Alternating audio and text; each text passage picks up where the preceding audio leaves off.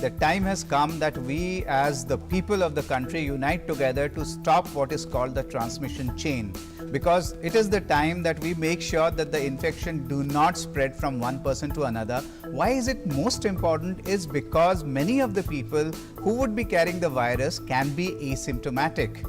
That is one thing which is very important. And the second thing is that even if the symptoms occur, they occur after a couple of days. In fact, it could be even up to 10 to 12 days. So we have to make sure that all of us stay at home.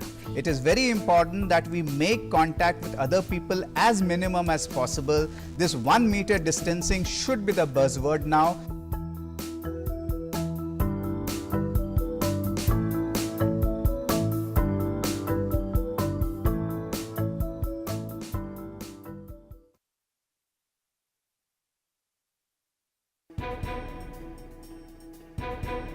Panchayats have given an excellent account of themselves so far.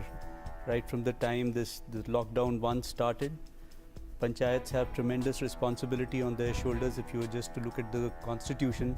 And when all else is obstructed, when your communications break down, you're saying that we have to establish new normals. So you have to fall back onto the leadership that is there. How do we do an immunization session? How do we do a village health and sanitation day? And this is where working very closely with the Ministry of Health here at the union level, but also at the state level to come up with protocols. So the role of the public broadcaster and mass media becomes extremely important in this environment, and it is a very big challenge, given that we are the only billion people democracy in the planet. There is another billion people country, but it doesn't have the same kind of public accountability that we have. Workers are returning. We see that there is a vulnerability in the society that we need to tackle. More than 80%, about 85% of workers are in informal sector. iGov has been able to communicate to the people on the platforms they are the right messaging, because what happens is that in a crisis like COVID-19, there are a lot of fake news floating around. There are a lot of myths which are there that people rely on WhatsApp forwards and try to believe that if they do this, they will get better. If they don't do this, this will happen. Paradigm shift in communication at various levels, psychosocial level, mental level, behavioral changes, is all that now going to be a new normal for us?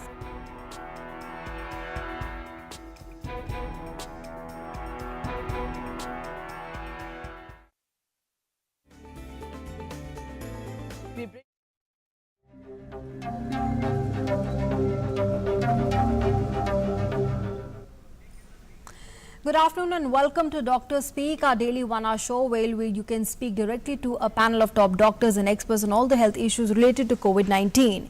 You can also raise queries about any health-related complications due to the lockdown. Our phone lines are now open till 3 o'clock. You can call us on 011-233-87031 and 011-2309-7655. You can also post your queries on DD News' live Facebook page and in reply to the pinned tweet on a Twitter handle, that's at DD News Live. I am Nancy Kohli and with me is Rajni Sen. शुक्रिया Nancy. कोविड-19 संक्रमण के बढ़ते मामलों के बीच अब आम जनजीवन धीरे धीरे थोड़ा बहुत पटरी पर लौटने लगा है, लेकिन इसके साथ ही जिम्मेदारियां और सावधानियां बढ़ गई हैं। किन रास्तों को अपनाकर कोविड-19 संक्रमण के इस दौर में बेहतर तरीके से खुद को बचाया जाए और अपने आसपास के माहौल को ज़्यादा से ज़्यादा सुरक्षित बनाया जाए, ये जानना हम सभी के लिए बेहद ज़रूरी है। ये कैसे करें और कोरोना संक्रमण से जुड़े तमाम सवालों के जवाब आप कैसे जानें, आइए इसीलिए शुरुआत करते हैं इस कार्यक्रम की डॉक्टर स्पीक की, जहां हमारी फ़ोन लाइन्स आपके लिए खुल चुकी हैं। आपके टेलीविजन स्क्रीन पर आप इन्हें देख सकते हैं। जब आप हमें फ़ोन करें तो अपनी टीवी की आवाज़ धीमी कर दें या इसे बंद कर दें। Absolutely. In fact, let's introduce our guest also this afternoon. We have with us, of course, Professor Naresh Gupta is there with us. He is the consultant medicine from the Maulana Azad Medical College, and of course we have our next guest joining us as well, Dr. Shubhalakshmi Margekar. She is from the Lady Hardinge Medical College. Thanks to both of you very much. We'll also be in fact joined shortly by Dr. G.C. Khilnani, the former HOD Pulmonary Medicine at the AIIMS. Thanks very much to all of you for joining us, and in fact you'll be sharing your perspectives and insights in the next 1 hour and taking all the calls live during the show. Let's begin with you, Professor Gupta. This afternoon, we are in the 4th phase of this lockdown, and like Rajni mentioned in the introduction of the show earlier, that it's perhaps the most important time for all of us to undergo, self-responsibilities and have our own, sort of limit our own restraints. That's going to be very important. We have to be very aware of our responsibilities, because it's only us who can control at this stage. So what would you like to say to our correspondents, to our viewers? Nancy, you have said it very right. This 4th phase is very important, very crucial for 2-3 aspects. One is the number of cases is up in the society. It is not a matter of grave concern if the numbers is coming down, but the absolute number remains high. And if the absolute number remains high, given in a given society, given area, then the risk of transmission goes up. Number one. Number two, as there is a relaxation in the lockdown and there is a lot of movement and the markets are open and everybody is moving around, remember there is a greater risk because the crowds are likely to be more. Sure. And when it comes to coronavirus, it spreads in the public, in the community through these crowds. So when one is in a crowded space, it is very important that you don't lower the guards down, which you have maintained up till now. Bilkul. If you do it, we could be in for bigger trouble. But we are seeing, Professor Gupta, would you say that these relaxations, people are taking it as a indication that things are getting normal, that they can, loosen themselves a bit more? We are seeing more movement on the roads. People are also allowing their domestic help to come in and do the work. So, like you are saying, that really poses a great risk. So this is clearly a very tight balance that all of us need to adhere to and maintain. Perhaps this is where we are lacking at this time. That's true, but then we have to come back to a normal life, and all these things would gradually come in, and phase 4 is enough time that they have started peeping in into the everyday life. But my concern is little more. If you look into the state of Delhi, for example, it's a very crowded place. All the places where you see so many coronaviruses emanating, whether it's in Maharashtra, Mumbai, Pune, or Delhi here, or Gujarat, you'll see that those are the places which are crowded places. Delhi probably is the most crowded place. It's very difficult to avoid a crowd if you go to a marketplace. The same may not be the case in, let's say, northeast or in a far off village. So the onus on the person becomes greater. The moment he comes out, goes to an office, goes to a market, buys a vegetable, he can expect to see many more like him in that area. And that is why the risk is bigger. It's not that everybody should shut down and stay at home all the while. You want to come out. Parks also have been opened for some kind of, if somebody wants to take a walk. But then be careful, maintain the distancing. Very important, 2 gaj, 2 meters, whatever you want to do. And use a mask and use all other measures. But be careful that in a state like where there is a crowded place, the risk is still great. Absolutely. बिल्कुल, बहुत ज़्यादा जोखिम है और सावधानी हमें ही बरतनी है। इस बीच एम्स से पल्मोनरी मेडिसिन विभाग के पूर्व प्रमुख जीसी खिलनानी जी भी हमारे साथ जुड़ गए हैं। स्वागत है डॉक्टर आपका। डॉक्टर, अब जैसे कि हो रहा है धीरे धीरे न्यू नॉर्मल की तरफ, जैसे कि हम बढ़ रहे हैं, और अब जो बुजुर्ग घर में थे, बच्चे घर में थे, उन्हें बाहर नहीं निकलना है, लेकिन फिर भी अगर वो बाहर निकलते हैं तो खासकर ये बच्चे और बुजुर्ग जो अब तक घर में थे और बाहर इनका अभी तक एक्सपोजर नहीं हुआ था, उन्हें किस तरीके की खास एहतियात बरतने की जरूरत होगी?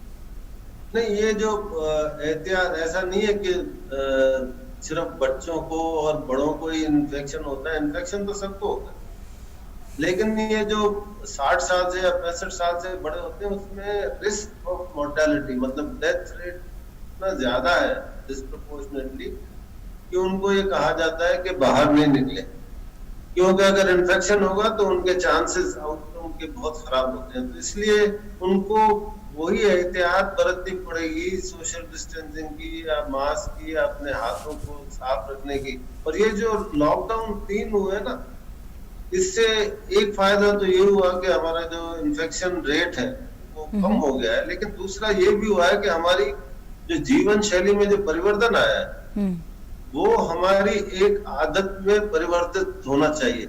बिल्कुल, क्योंकि ये कोरोना कहीं जाने वाला नहीं, जो मेरा थॉट प्रोसेस है या ये साइंटिफिक थिंकिंग है, ये कोई 2 हफ्ते में 4 हफ्ते में जाने वाला नहीं है। और हम एक्सपेक्ट कर रहे हैं कि शायद जैसे कि हम देख रहे हैं कि 5000 के ऊपर भी केसेस बढ़ गए, तो इसको अगर हमें फ्लैटेंड करना है तो इसमें सिर्फ सरकार की जिम्मेदारी नहीं है, इसमें जिम्मेदारी हर व्यक्ति की है, हर व्यक्ति का बिहेवियर।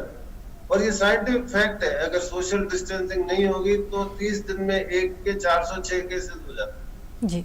तो सोशल डिस्टेंसिंग करना, मास्क पहनना, अपने हाथों को हमेशा साफ रखना, और एक जागरूकता जिसको कहते हैं, एक जो क्रांति आई है उसको सस्टेन करना जरूरी है। तभी ये, नहीं तो फिर हम इटली और अमेरिका जिस तरह की कगार पे पहुंच जाएंगे, उससे बचना बहुत जरूरी है। बिल्कुल।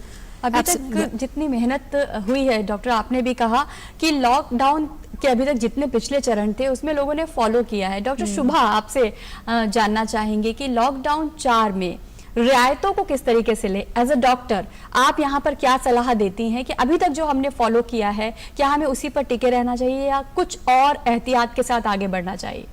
जी, बहुत ही इम्पोर्टेंट सवाल है आज के दिन के लिए या आगे आने वाले समय के लिए, क्योंकि अब हम लॉकडाउन के चौथे चरण पे बढ़ चुके हैं।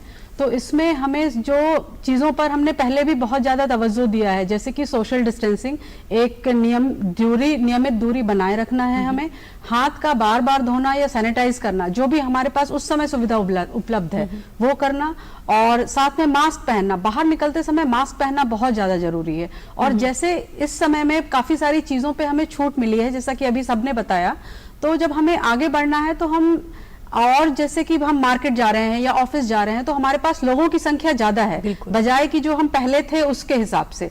तो जब हम ज्यादा क्राउडेड जगह पे हैं या ज्यादा लोग हमारे आसपास हैं तो हमारे इन सभी चीजों का और ज्यादा कड़ाई से पालन करना है। ये हमें अपने रोज के दिनचर्या में शामिल करना है। हमारी भारत की जनता ने इसे ऑलरेडी शामिल कर लिया है, बस ये है कि इसी चीजों को हमें याद रख के और आगे बढ़ना है, तो हमारे लिए आसान हो पाएगा ये लॉकडाउन 4 को आसानी से चल पाना। You know, we may have learned to live when we are going outside. You know, we are supposed to wash our hands after we come back home. We are supposed to be wearing our mask at every given time. We're supposed to be maintaining social distancing. Well, that's something that, you know, that's so imbibed in our DNA by now. But I would say that, you know, the main challenge that now emerges is, you know, when people are allowing their maids or even the drivers and the car cleaners to come inside their houses. What precautions would you say that people like you and I should be maintaining when we are doing this, you know, when we are taking this call? Yes, very important again. Like we are allowing maids now, so people may, like our Honorable Prime Minister already said, आत्मनिर्भर बनना है। तो so abiding by that or obeying that, we should be like कि हमें आत्मनिर्भर बनना है, तो you should not means promote this. If you are able to do it, so then don't allow. If you are like कि no, we will be more helped with the maid, then you should allow, and you should ask her कि after entering the house she should follow hand hygiene. If she is for 12-hour maid, like, so she can change clothes after coming at your home, and then doing your household, may be confined to a specific place. Like if you are if she is doing kitchen work, so in the kitchen, and then sanitization of the kitchen once she leave, that may be the one thing. For drivers, social distancing again will help. Like in one car only one person should be there along with the driver, that is best. And if you want to be more safe, then you can just wipe off the handle of the car, that steering of the car, like that. So you can just improve yourself. But then that comes with a lot of precautions, and we need to be very mentally alert and aware of the steps that we're going to be taking vis-a-vis making sure that we are sanitizing each and everything that's being touched, and each and everything that's that's being cleaned or being taken care of by our helps at home. Yes. So that's going to be very important, and that's a very important message, Professor Gupta, that one should that should go out this afternoon to our viewers. That's very true. That's very true. I mean, I'll give you another example, extension of this. Normally every year after year, we see that there are a lot of these cases of fever, cough and cold that comes with the change of season.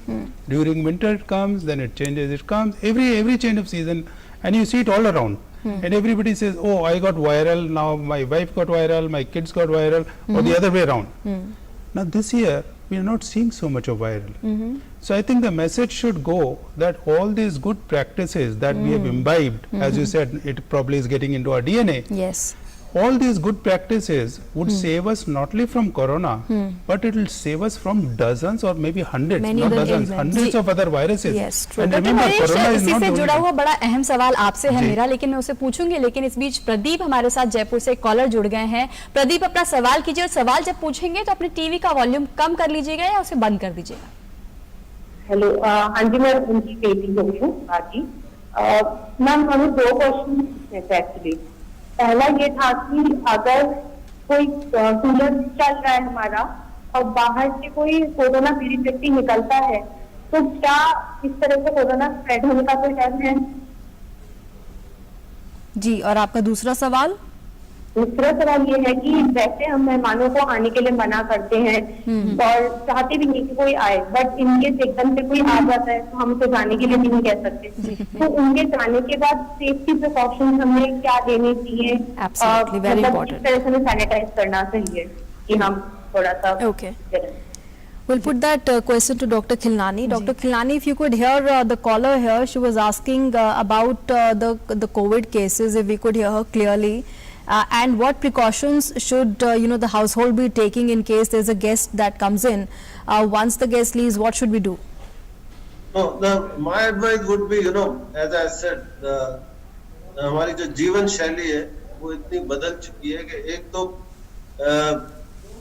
Congregation हर तरह के बिल्कुल ban करने चाहिए अपने घर में। अगर आपके पास एक जना आ रहा है, जैसे हमने कहा कि ऑटो में 1 जना बैठ सकता है, कार में 2 जने बैठ सकते हैं, 2 से ज्यादा टैक्सी में नहीं बैठेंगे। उसी तरह से आपके घर में 5 लोग नहीं आने चाहिए, सीधी बात है। उसमें ब्लंट होने में कोई प्रॉब्लम नहीं है।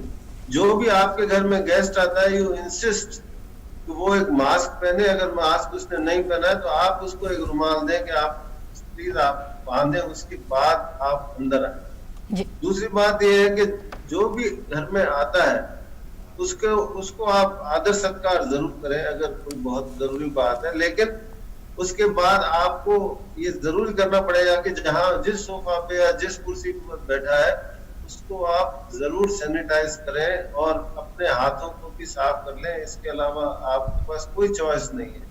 लेकिन फिर से बोलूंगा, हर तरह की पूजा, हर तरह का मस्जिद, हर तरह का कॉन्ग्रीगेशन, हर तरह का सेलिब्रेशन हमें होल्ड पे रखना पड़ेगा जब तक ये कोरोना का डर चला नहीं जाता, और उसमें कुछ महीने लगने वाले हैं।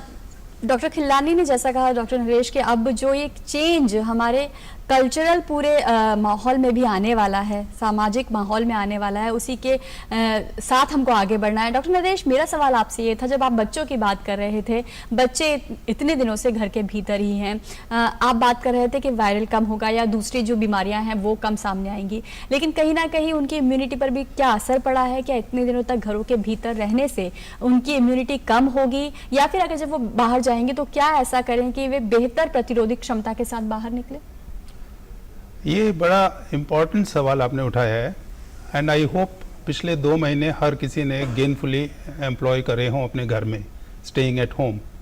कुछ लोगों ने कुछ ऐसे स्किल्स सीखे होंगे, ऐसे नॉलेज बच्चों ने सीखी होंगी, जो सब्जेक्ट वीक था वो कवर करा होगा, म्यूजिक, डांस, कुछ भी सीखा होगा।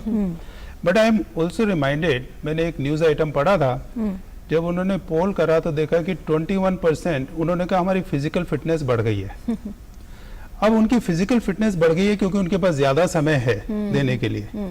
अगर उसके साथ में आपका खान पान भी बड़ा बैलेंस्ड रहा है, न्यूट्रिशियस रहा है, तो आपकी इम्यूनिटी बढ़ेगी। देखिए, इम्यूनिटी कोई मैजिक चीज नहीं है। जितना हेल्दी जिसको हम बॉडी कहते हैं, उतनी हेल्दी उसके अंदर इम्यूनिटी होती है, जो रिस्क को झेल सकती है। और उसके लिए जैसे मैं कहता हूं कि आपका लिवर जो है स्ट्रांग होना चाहिए, आपका जीवन शैली जो है स्ट्रांग होना चाहिए। तो खाना पीना बैलेंस रहा, न्यूट्रिशियस रहा, एक्सरसाइज हुआ, अल्कोहल नहीं लिया आपने, स्मोकिंग नहीं करा और सब कुछ ठीक तरह से करा, आपकी इम्यूनिटी बढ़ जाएगी। अब सवाल आपने उठाया कि बच्चों की या बुजुर्गों की भी ले लीजिए, वो 2 महीने से एक तरह से कैद में हैं और वो बाहर आएंगे, क्या उनका रिस्क बढ़ जाएगा? इस बीच में जो बुजुर्ग हैं उनके लिए और जो बच्चे हैं उनके लिए, सबके लिए कुछ वैक्सीन उपलब्ध हैं जो कि रेगुलर बेसिस पे लगाई जाती हैं। तो आई होप कि इन 2 महीनों में किसी ने वो वैक्सीन नहीं छोड़ी हो उससे पहले या बाद में, कि ड्यू हो जाती है, वो नहीं लगाई थी, वो लगा लेनी चाहिए उन्हें।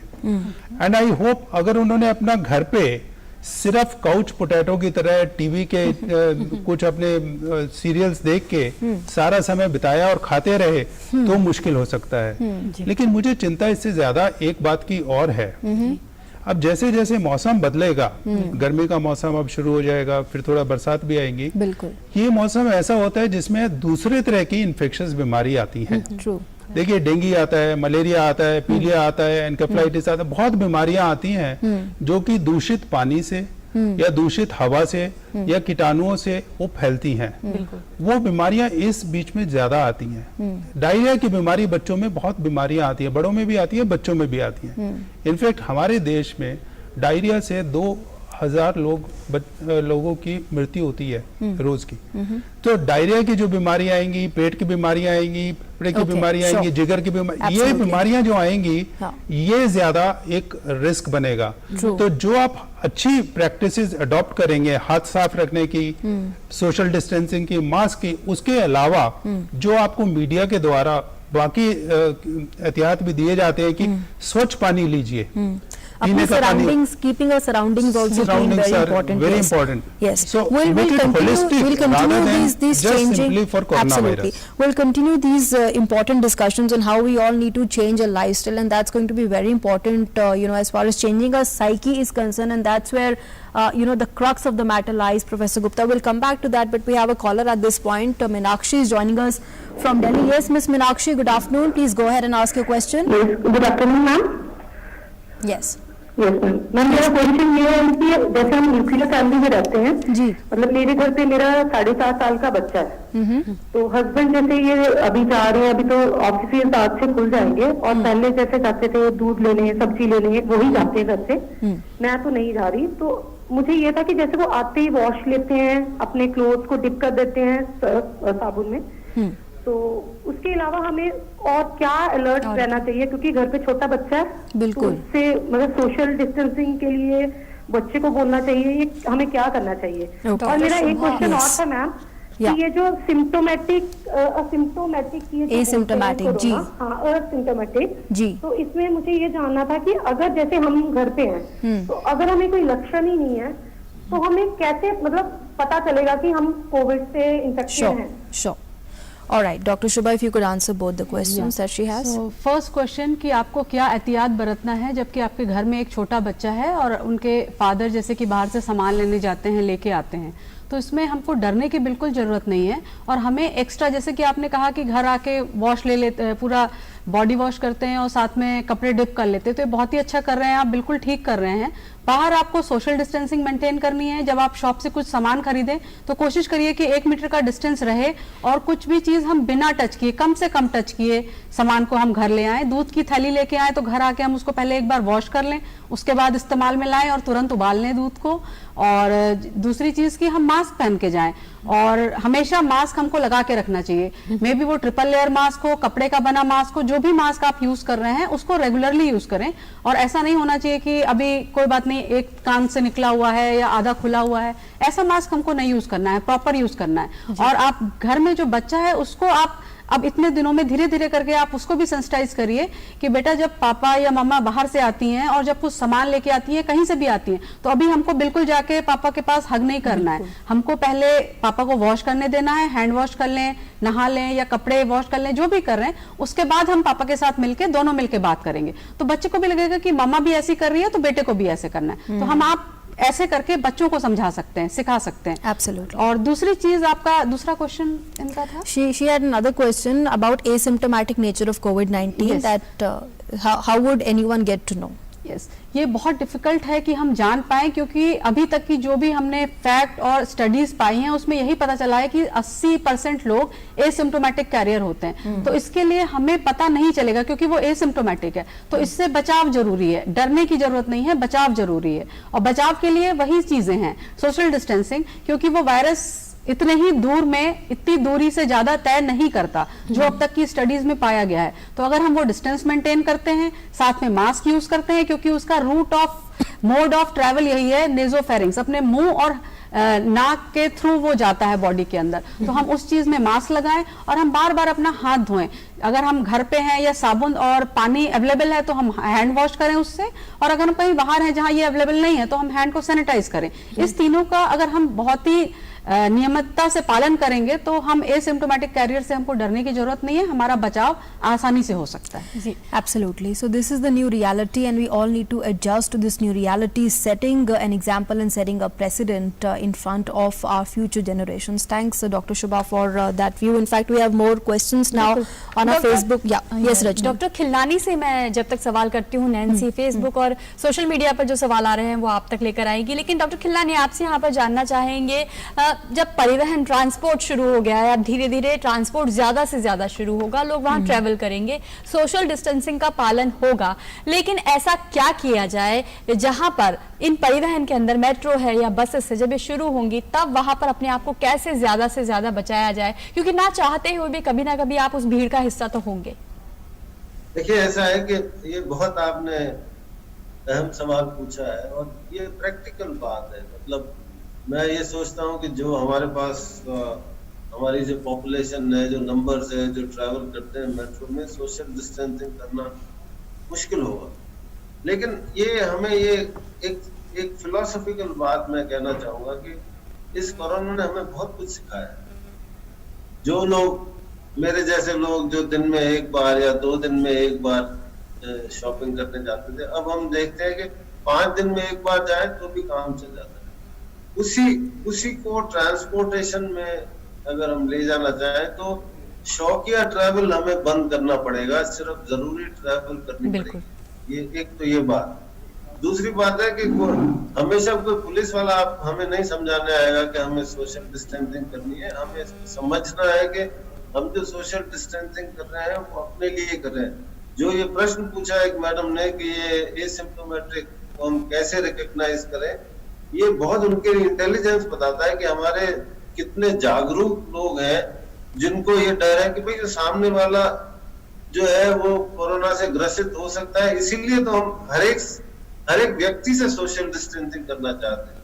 तो जब हम ट्रांसपोर्ट करेंगे, जब हम बस में बैठेंगे तो मैं ये सोचता हूँ कि 1 मीटर का डिस्टेंस मेंटेन करना शायद बहुत मुश्किल होगा, लेकिन 1 मीटर नहीं तो 0.75 मीटर या 1.25 मीटर एक डिस्टेंस मेंटेन करना, और साथ में अगर मास्क भी लगा रखा है तो, और उसके साथ में अगर आप हैंड सैनिटाइजर यूज करते हैं, अगर ये तीनों यूज करेंगे तो आप सेफ रहेंगे। अगर एक स्ट्रेटजी यूज करेंगे और बाकी 2 को अगर दरकिनार कर देंगे तो रिस्क रहेगा। बिल्कुल, तो अगर जोखिम है, रिस्क मिनिमाइज करना है तो तीनों चीजों का पालन करना।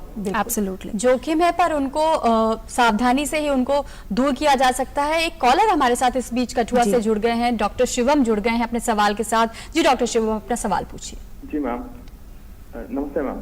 मैम मेरा सवाल है कि आज ये जो मास्क को लेकर एक टास्क फोर्स चल रही है, मैम मास्क को लेकर एक टास्क फोर्स चल रही है कि हर कोई मास्क पहने, इवन के in lakhs of mask they are being manufactured today on per day basis. No, my question is whether they are also just sterilized or not. Means उनकी सैनिटाइजेशन के लिए मैं उनकी सैनिटाइजेशन पे क्वेश्चन कर रहा हूँ. Please address upon this that lakhs of mask आज डे बाय डे बन रहे हैं, तो हम उनकी स्टरलाइजेशन पे उसके लिए मैं क्वेश्चन कर रहा हूँ कि क्या वो भी प्रॉपर्ली स्टरलाइज तरीके से बन रहे हैं, प्रॉपर्ली हाइजीनिक कंडीशन में हमारे स्कूल आ रहे हैं. जी जी. Yes. So please, ma'am, address upon this. Sure, absolutely. Yes, we will get that addressed, Professor Gupta. You know your answer. In fact, if I could add one more thing that we got earlier on our Facebook page, this is also relating to the mask only as well. And you know, in addition to that, this person wants to know that is it safe to use the air conditioners at home with the summers approaching now? If only family people are at home, also please suggest the use of masks since this is now a part of our lives. How many washable masks to be bought and how to wash them, or is it good to use the N95? See what Dr. Shivam has asked and the other question that you have raised, they relate to mask. So first thing we must be clear that coronavirus gets transmitted through three mechanisms. One is droplet, and the second is contact transmission, and third is bioaerosol, which is in special circumstances, like it could be either in the hospital or the ICU, or in extreme cases when the pandemic or outbreak is very severe. So the first one is about the droplet. That is the most important one, and that is where the masks come in. And for the contact, you have the hand washing and sanitization. Now when it comes to mask, he said, are they sanitized when they are produced? So I am getting to understand whether they are sanitized before they are marketed. The surgical masks that are used in the operation theatre for long time, many decades, they are done like that, they are dealt with like that. And the reason is, you don't want any germ to be carried on into the OT or into the patient, to the patient. Yes. It might be harmless, but then to the patient who is very sensitive, Absolutely. it will become important. Sure. Now the same thing may not be applicable to a common man. So you do not want to go overboard and start sanitizing the whole planet like that. So it's a good question whether these are done or not done. Now let's look at it. If the cloth is clean, they have washed it clean. If you wash it clean with a soap or detergent and water, then it can be you know, there are three kind of things common man should understand. When we say cleaning, we are not killing all the bacteria. We are just removing them. Yep. Water, we are removing whatever is water soluble, and soap is removing whatever is fat soluble. Sure. When it comes to sanitization and disinfection, then we are knocking out those germs. Now that is not required when a new mask, whether it is made out of your cloth at home, like the shirts that you wear, you don't sanitize Or them even before if, even if you know, someone has some fear about these masks being sterilized, you are saying don't get paranoid about it, but stay alert. But also, Professor Gupta, if you know you're buying a new mask from the market, best is to just wash it and then start using it. That's right. So if you want a sanitized mask, you can buy a sanitized mask also, what we call the surgical mask. They are sanitized, they are already disinfected, and they can be easily done.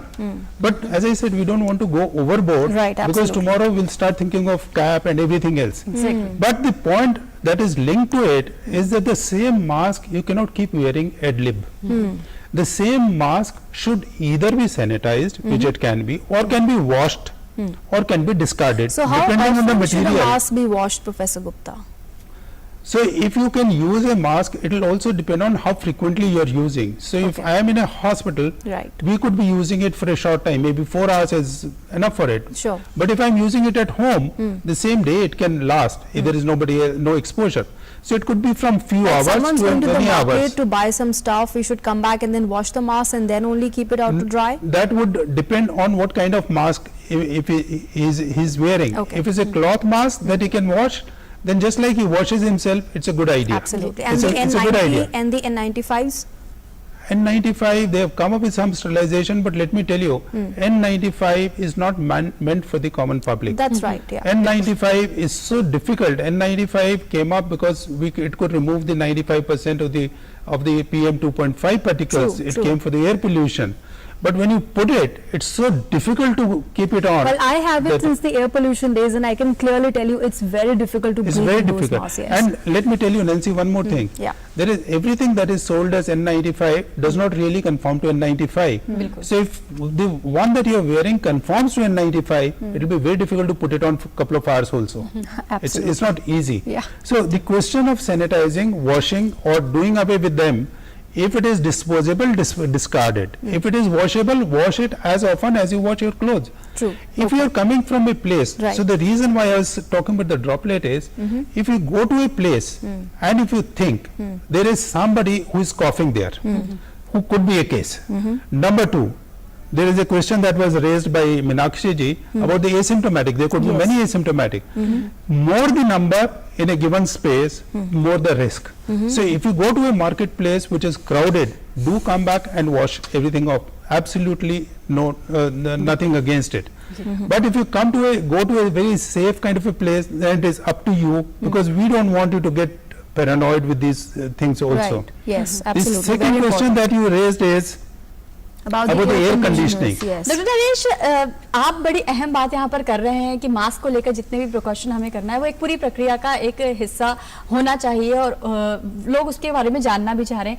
एक बड़ा अहम सवाल यहाँ पर भी आ रहा है जो मैं डॉक्टर शुभा से जानना चाहती हूँ। बार बार बच्चे और बुजुर्गों की जब हम बात कर रहे हैं डॉक्टर नरेश, और बात कर रहे हैं कि अब जो है वो धीरे धीरे बाहर निकलेंगे जब भी लॉकडाउन पूरी तरह से खुलेगा या धीरे धीरे ईज होगा। डॉक्टर शुभा, मेरा यहाँ पर एक अहम सवाल ये है कि जब हम बच्चे घर पर हैं या बुजुर्ग घर पर हैं, विटामिन डी की बात जब की जाती है कि वो घर के अंदर है, उन्हें इतनी ज्यादा धूप नहीं मिल रही है, इतनी ज्यादा सूरज की रोशनी नहीं मिल रही है, गर्मियां हैं लेकिन फिर भी बच्चे पूरी तरह से सूरज की रोशनी या धूप से एक्सपोज नहीं हो रहे हैं। मेरा आपसे ये सवाल है कि कैसे घर के भीतर ही उन्हें इन सब चीजें, वो जरूरी विटामिन मिनरल्स दिए जाएं बच्चों को या बुजुर्गों को या वो लोग जो हाई रिस्क पर हैं, ताकि अगर खुदा ना खास्ता किसी बीमारी से ग्रसित होते हैं तो उतनी ज्यादा परेशानी ना हो।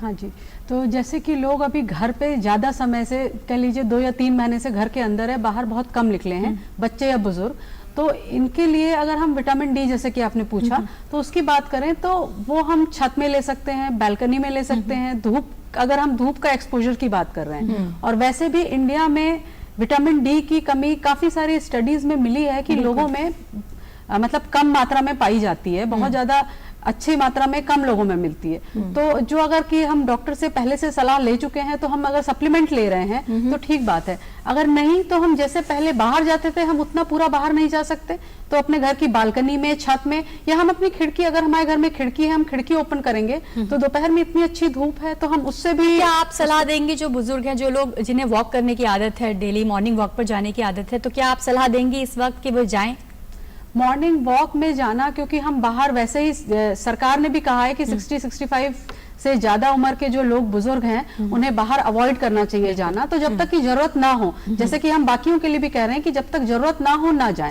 In fact, there is one question that we have got on that, Dr. Shubha, and I would like to bring that to you. This person is asking, can a senior citizen in the age group of 65 to 75 can go out for morning walks or evening in their own housing society of open area?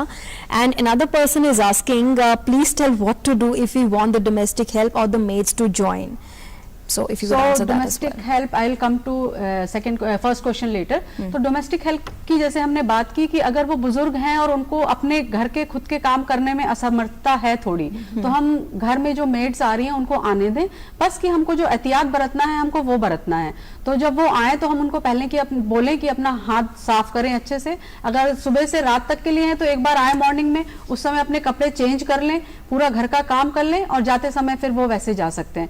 घर पे भी जब वो काम कर रहे हैं तो आप और उस मेड से एक जो दूरी बना के रखनी है वो हम बना के रखें, उसमें हमको कोई लापरवाही नहीं। But what if the maid is touching the things, the objects at home? What would your advice be there? Or even if washing utensils for that matter? Yes, तो हमने जैसे कि बर्तन धो लिए उसके बाद उनको रख दें, तो हम इस्तेमाल के लिए तो हम ऐसे कर सकते हैं कि कुछ देर हम उन चीजों को छोड़ दें और उसके थोड़ी देर बाद यूज करें। How much time gap would you say, doctor? हाँ जी, 3 दिन का टाइम ज्यादातर चीजों में पाया गया है कि स्टील में या सभी 72 hours। हाँ जी, सभी बर्तनों में, सभी चीजों में, ज्यादातर चीजों में ऐसा है कि 72 आवर्स के बाद चीजें चली, मतलब the virus dies, yes, supposedly it is supposed कि it dies। तो हम 3 दिन का समय लेते हैं, लेकिन हर चीज के लिए ये संभव नहीं हो पाएगा। तो या तो हम 2 सेट ऑफ बर्तन रख लें कि हम वैसे इस्तेमाल करें, या तो जो चीज हम छू सकते हैं और हमको फिर भी डर है तो हम ग्लव्स का इस्तेमाल कर सकते हैं उस चीज को यूज करने में। डॉक्टर शुभा आपको बीच में रोक रहे हैं, हमारे एक कॉलर हमारे साथ जुड़ गई हैं आगरा से, मंजू यादव। मंजू, बहुत बहुत स्वागत है आपका, अपना सवाल कीजिए। Thank you. मैं ये सवाल पूछना चाहती हूँ। हेलो। यस जी, हम आपको सुन पा रहे हैं, सवाल पूछिए।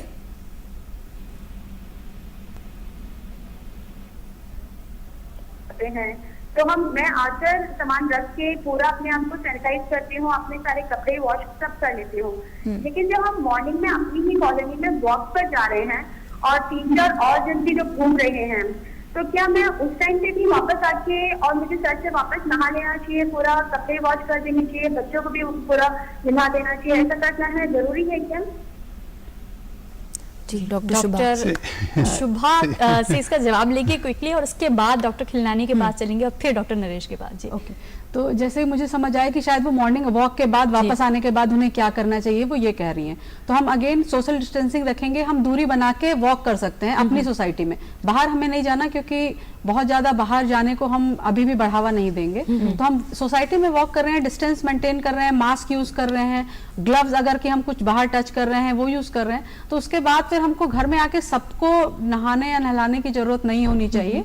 अपने कपड़े चेंज कर लें, हैंड वॉश कर लें, जूते एक डेजिग्नेटेड जगह पे रख दें और उसके बाद फिर अपने रोजमर्रा की जिंदगी की तरह हम बाकी काम कर सकते हैं। डॉक्टर खिलनानी, यहाँ पर बड़ा एक अहम सवाल है, जब ब्रेक द चेन की बात करते हैं हम, वहां पर डर को दूर करने की भी बात करते हैं, स्टिग्मा को तोड़ने की बात करते हैं, जब हम ये पूरी हाइजीन की बात कर रहे हैं, कहीं ना कहीं एक तरीके का डर भी हमारे मन के भीतर बैठ रहा है।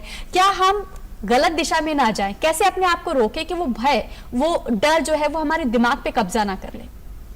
देखिए, ऐसा है नैन्सी, बहुत कम फर्क होता है डर में और केयरफुलनेस में। जी, कई चीजें हम डर के मारे करते हैं, कई चीजें हम, तो मैं जो शुरू में आपको बोला था कि ये हमारी जो जीवन शैली जो बदल रही है, जो उसको एक आदत में लाना जरूरी है, उसको एक आदत बनाना जरूरी है, रादर देन उसको डर, जो चीज आदमी डर से करता है वो थोड़े दिनों में भूल जाता है, वो वापस चला जाता है। बिल्कुल। लेकिन ये हमारी आदत बन जानी चाहिए, क्योंकि मैंने शुरू में ही कहा कि जो मेरा असेसमेंट है, मेरी जो थिंकिंग है as a doctor, as a scientist, ये कोरोना कुछ महीने हो सकता है, कुछ सालों चले, हमें नहीं पता। तो इसलिए जो हमारी जो एक जीवन शैली बदली है, चाहे वो हैंड वॉशिंग की, चाहे वो हर चीज को शक की नजर से देखने की कि इस पे कोरोना हो सकता है, क्योंकि किसी को दिखता नहीं है। और एक चीज मैं ऑफ द बीट ये भी कहना चाहूंगा, जो मैं खुद फॉलो करता हूँ, कि आप जो सामान बाहर खरीद के लाते हैं, बाजार से लाते हैं, दुकान से लाते हैं, जाहिर है कि एक शक तो होता है कि उसमें कोरोना हो सकता है। लेकिन अगर आप कोई घर में ऐसी कोई डेजिग्नेटेड जगह बना दें और सामान लाके 5 छुए ना, अलग से रखें, ऐसा सामान लाएं जिसकी आपको जरूरत 5 दिन के बाद पड़ती है, तो उसमें ऑलमोस्ट 100% यू आर सर्टेन कि उसको आप आराम से छू सकते हैं, हैंडल कर सकते हैं। तो ये मेरी सलाह है, जो मैं खुद भी इसको अपने घर पे फॉलो करता हूँ और अपने हॉस्पिटल में भी फॉलो करता हूँ, कि जो वायरस की जो नेचर या जो उनकी जो कैरेक्टरिस्टिक हम धीरे धीरे करके पिछले 2-2.5 महीने में सीखे, उसको जान के उससे लड़ना है और अपने जीवन को, अपने लाइफस्टाइल को एक आदत में बदलना है। डर की पैनिक से कोई फायदा नहीं। बिल्कुल, absolutely, yes. In fact, we are getting a very important question, and I would like Professor Gupta to answer that. Sir, he's asking, I work with Air India. We are operating flights under the Vande Bharat mission. Just wanted to know that under the pressurized cabin of an aircraft and the same air circulating inside, what are the chances of infection? Okay, Nancy, good. I mean, I have actually many things that are piled up when you were asking, but I'll start with the aircraft. Sure. You see, it's the aircraft pressurization, which is at 8,000 feet, has been studied for very long times, and it's in the realm of medical science for very long times. All the long-term air travel are risk of spreading infection, contracting infection. Like we have known that influenza, if one person has it in the cabin, the next door person could also be getting it, and it has been happening. And if it is a long haul flight, 14 hours, then it could be even some of the bacteria. So there are many infections. In fact, there are about 20 infections that have been described. just to minimize that, they sanitize, they take good precaution. They also make sure that they don't board somebody who is already sick, but sometimes they, it's not possible to check every time. No, sometimes they get in also. They take kerosene and they get in also, not realizing that it could be very risky. The staff, that is the pilot, and they are in a separate cabin. Sure. But the cabin staff is at risk just like the passengers at risk. Absolutely. But the risk is small. The air is circulated at the high altitude. You cannot make 100% circulation like the AC. There was a question on AC also. But it is done enough to minimize that risk. But I don't think one should worry on that front unless there are cases of COVID on board. If there are no cases of COVID on board, then the risk is just like what you see for influenza or any other viruses for short haul flights or bacteria for long haul flights. So we have seen many of those. So I don't think that that's a matter of concern if he's doing it, because most of these Vande mission, yes, the evacuation is done after the passengers have been tested. Yeah, and only asymptomatic passengers only are allowed the negative to travel. asymptomatic passengers are allowed. So I don't think he needs to worry about it. Sure. Another thing I would like to bring in here is, we have been talking and I see that sense, I've come from a walk, should I take bath? I took a bath before that. No, you normally take bath after a walk anyway, or something has been delivered home. Let me tell you, the virus is not like a bullet. It's not that one bullet will come and hit somebody and that person is down with COVID. You need hundreds of viruses to get in before they can cause a disease in a given individual. So it's not easy. But remember, the number. Are you talking about the quantity here? Yes, I am talking about the quantity of the virus. If the quantity is a determining factor, Professor Gupta, what's making COVID so contagious? Exactly. This is the point I am saying.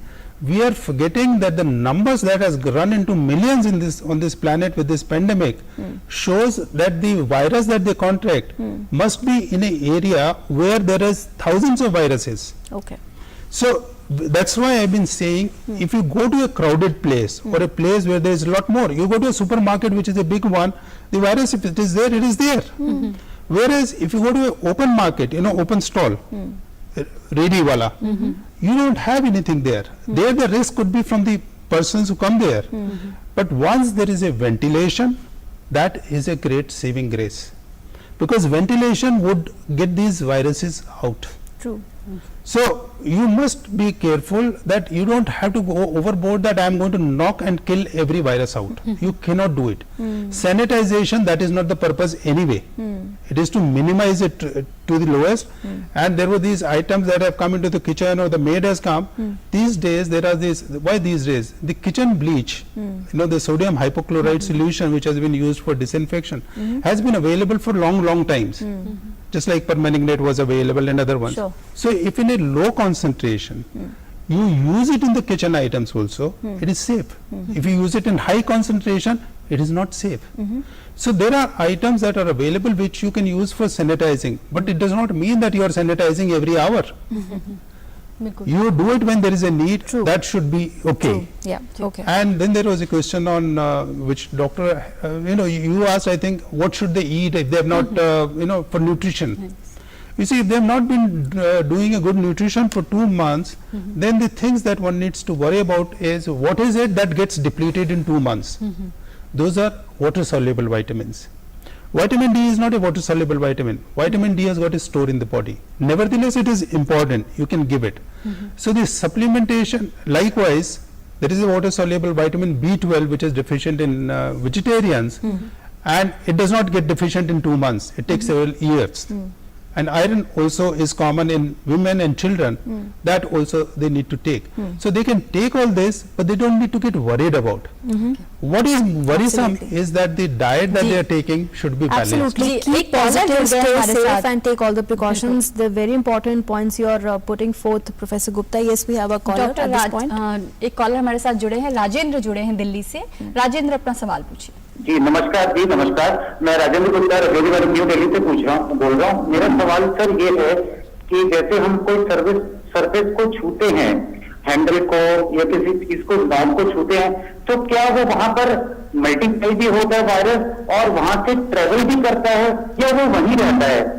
Ji, doctor खिल्लानी, आपसे जानना चाहेंगे, ये एक बहुत बड़ी चिंता है, खासकर लिफ्ट के या टॉयलेट के जो डोर्स यूज कर रहे हैं उनको लेकर बहुत ज्यादा चिंता है लोगों में।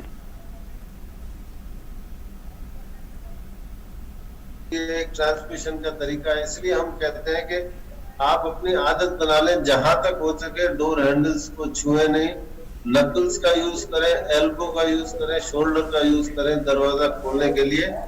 वायरस जो होता है, इनको जो नॉन लिविंग थिंग्स होती है इनको हम फोमाइट्स कहते हैं। फोमाइट्स कपड़ा हो सकता है, कागज हो सकता है, गिलास हो सकता है, क्योंकि डोर हैंडल को सब लोग हाथ से छूते हैं जी, तो इसलिए उस पे वायरस वहां मल्टीप्लाई नहीं होता है, वहां जमा हो जाता है और कुछ घंटों तक, 24 घंटे 48 घंटे तक वो, मतलब क्रूड भाषा में कहे तो जिंदा रहता है। अब वो एक आदमी वहां छू के गया, उसके हाथ में वायरस था, अब दूसरे आदमी ने उस हैंडल को छुआ, वो वायरस उसके हाथ पे लग गया और उस हाथ से जब वो अपने मुंह को, आंख को छुएगा तो उससे ट्रांसमिशन होता है। This is the common mode of transmission. इसीलिए ये सब बताया गया है कि hand hygiene is the most important. ये सिर्फ कोरोना के लिए नहीं है, हमारे इंटेंसिव केयर यूनिट में भी हैंड हाइजीन ही सबसे इम्पोर्टेंट पार्ट होता है इन्फेक्शन को, ट्रांसमिशन को रोकने का। इसका हमेशा ख्याल रखना चाहिए।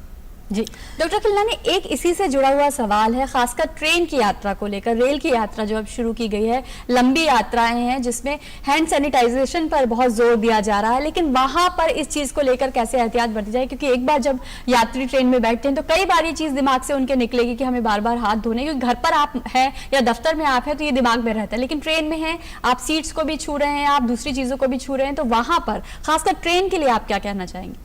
ट्रेन के लिए चाहे प्लेन के लिए, स्पेशली जो एयर कंडीशन ट्रेन है, अगर ट्रेन जो डब्बा हो बिल्कुल खिड़कियां खुली हुई हो, वहां रिस्क बहुत कम है।